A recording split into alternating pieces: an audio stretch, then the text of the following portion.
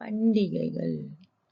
பண்டிகைகள் எனும் தலைப்பையொட்டி வாக்கியம் அமைத்தல்.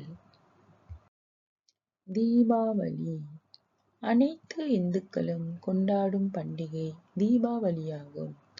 தீபாவளி தமிழ் வருடத்தில் ஐப்பசி மாதம் அமாவாசையன்று கொண்டாடப்படும். தீபாவளிக்கு முன் வீட்டை அழகுபடுத்துவார்கள். தீபாவளியன்று வாசலில் கோலம் இடுவார்கள்.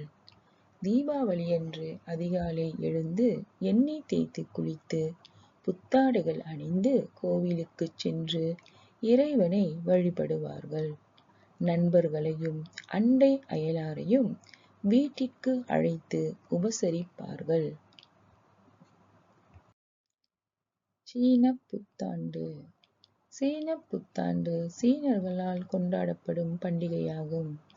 சீன புத்தாண்டின் போது குடும்ப உறுப்பினர்கள் அனைவரும் தங்கள் பெற்றோர் வசிக்கும் இல்லத்தில் கூடி சீன புத்தாண்டை சிறப்பாக கொண்டாடுவார்கள்.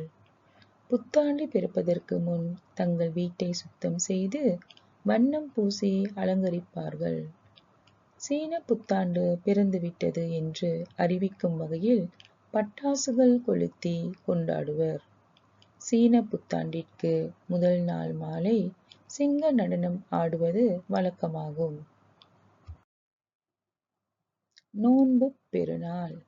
முஸ்லிம்கள் நோன்பு பெருநாளை வெகு விமரிசையாக கொண்டாடுவார்கள். முஸ்லிம்கள் ரமலான் மாதத்தில் நோன்பு இருப்பார்கள். ரமலான் மாதம் முஸ்லிம்களின் புனித மாதமாகும். முஸ்லிம்கள் ஹரிராயா அன்று பள்ளிவாசலுக்கு சென்று இறைவனை தொழுவார்கள். அன்று நண்பர்களிடமும் பெரியவர்களிடமும் மன்னிப்பு கேட்பது இவர்களது சிறந்த பண்பாகும். நோன்பு பெருநாளின் போது திறந்த இல்ல விருந்தோம்பல் நடைபெறும். கிறிஸ்துமஸ் பண்டிகை. கிறிஸ்துமஸ் பண்டிகை டிசம்பர் 25ஆம் தேதி கொண்டாடப்படுகிறது. கிறிஸ்துமஸ் பண்டிகையன்று குடும்ப உறுப்பினர்கள் அனைவரும் ஒன்று கூடுவர். இந்த நாளன்று பரிசுப் பொருட்களை பரிமாறிக்கொள்வது, வாழ்த்துச் சொல்வது என்பன இடம்பெறும். அனைவரும் ஒன்று கூடி தேவாலயத்திற்கு செல்வார்கள்.